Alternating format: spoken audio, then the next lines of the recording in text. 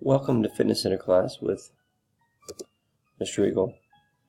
I'm a teacher at Deer Valley High School. I teach Intro to Healthcare, Sports Medicine, Health, and PE power training.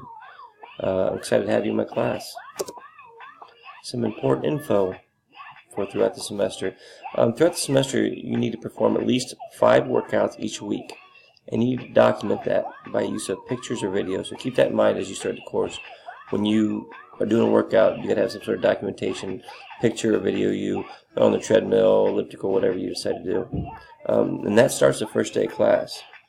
You will record this in each performance task at the end of the week. So you're gonna take the videos, keep those videos at the end of the week.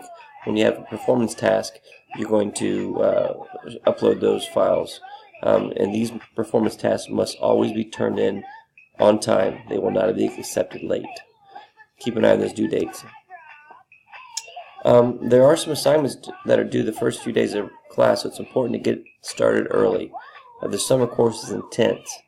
It takes 5 weeks. We're trying to cram 14 weeks into that.